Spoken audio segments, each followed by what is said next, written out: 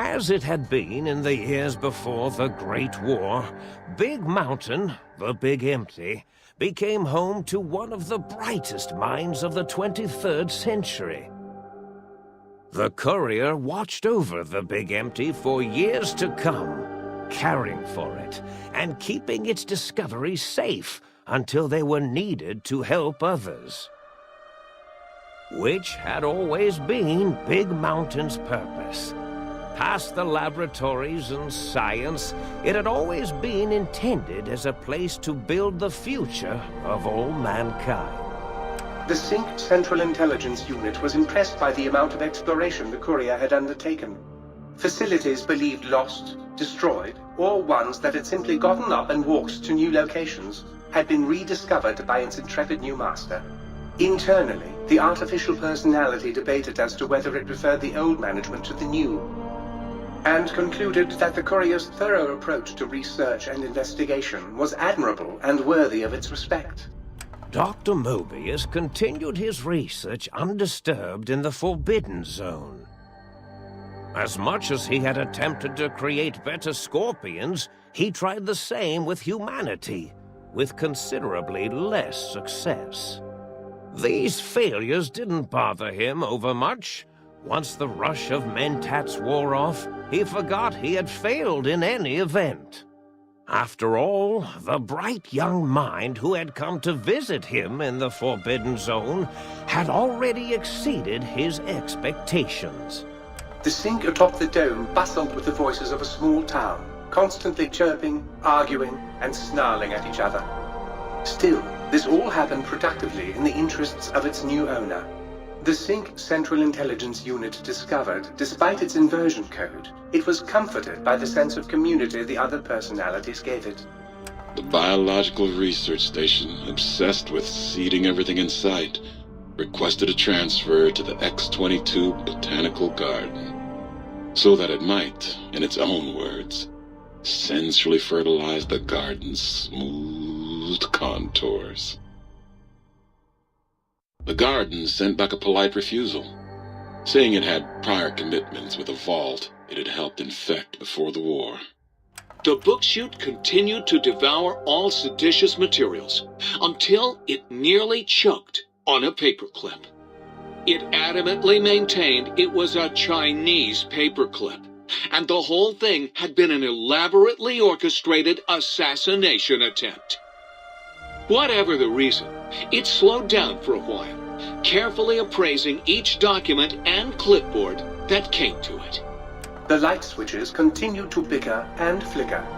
This persisted until the day someone dropped a flashlight in the sink, and the two of them united in their hatred of the showboat. One of them eventually transferred to the Lightwave Dynamics plant, and began a long, unrequited affair with one of the holograms. The thing continued to ruthlessly scrub any particulate matter that came near it. Eventually, it gained access to the magnetohydraulics plant and nearly flooded all the Big Empty in an attempt to scrub the crater clean. Once it learned of the innovative toxins plant, however, it gained new purpose. It sought to develop antitoxins to flush into its drains and counteract the poisons bleeding into the soil. The toaster continued its psychotic spree, reducing all appliances in range to scrap electronics and spare parts. After one of its more psychotic episodes, however, the other Sync personalities decided enough was enough and dumped the toaster in a bathtub. Sparking and hissing, the toaster swore its enemies would rue the day when they had bread and no way to toast it. Muggy did his best to collect coffee cups, although in his quest, he accidentally trapped himself in Higgs Village. It might have been the end for poor Muggy. Except, he found it peaceful there, tidying up the kitchens of the think tank professors back when they had been flesh and bone. Well, except for Dr. O, who was an asshole for having created Muggy in the first place. Muggy left O's house deliberately dirty, punishing the dishes and cups that lived there in blind revenge for serving Dr. Dr. O. Blind old Jefferson, with sounds the courier brought him, created a symphonic counter-frequency that saved Big Mountain from sonic invasion in 2910. If you didn't hear about it, good. It was rumored by the other personalities that he had a brief fling with the light switches. Although he forgot their names much too often and was soon left in the dark as punishment. Autodoc, always gentle and methodical, kept sewing up the courier in all the right places when the skin split open from repeated wear and tear. The Autodoc was just glad to have purpose again. It heard its simpler brothers and sisters who got shipped to the Sierra Madre were bored out of their skulls in that toxic dead city. In time, the Autodoc found a way to deactivate the Y-17 trauma harnesses, releasing the corpses they had held prisoner for almost 200 years. As the courier ran through the X-8 facility multiple times, the computers analyzed the test subject's movements. Rather than performing a superficial observation, they realized the subject barely knew what communism was, or even what a high school was. This confused them for a time, until the facility finally realized that its research had succeeded.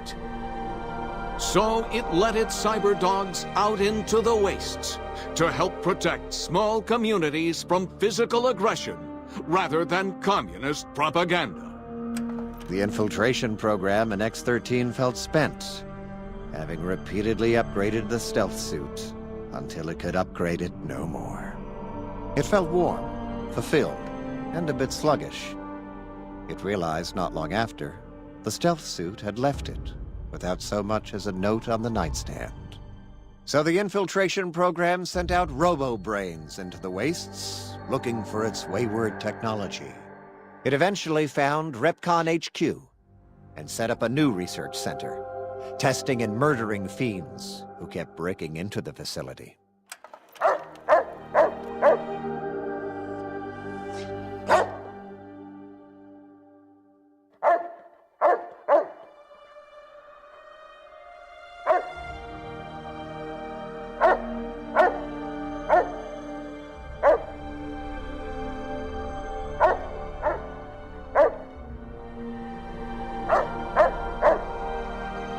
The courier, organs intact, continued onwards, a little less heavy of step, but with all the organs in the right places, as they should be. After all, brains can develop a life of their own when left to their own thoughts, and the courier's brain was more clever than most. Dr. Klein and the think tank remained alive, unaware of the world outside. They looped through their daily routine, none the wiser about the world beyond, although perhaps wiser was the wrong word. The world outside belonged to the courier, and if anyone would shape it, well, the courier had already called dibs. There is an expression in the wasteland, old world blues. It refers to those so obsessed with the past they can't see the present, much less the future, for what it is. They stare into the what was, eyes like pilot lights, guttering and spent, as the realities of their world continue on around them. Science is a long, steady progression into the future. What may seem a sudden event often isn't felt for years, even centuries to come. In the times following the Second Battle of Hoover Dam, however, Old World Blues took on a new meaning. Where once it was viewed as a form of sadness, nostalgia, it became an expression describing the potential for the future. It can be easy to see science as evil, technology unchecked as the source of all ills, all misfortunes. With the courier at the helm, science became a beacon for the future. There was old world blues, and new world hope. And hope ruled the day at Big Mountain. We could say more, but the stories in the Big Empty speak for themselves. Now armed with the transportal ponder, the courier could return to the dome at any time and crack open the secrets of the Big Empty one by one. The sink sat vigilant, waiting for its master to return, shoes covered in Mojave dust. Only one road yet remained, and it was one the courier had to walk alone.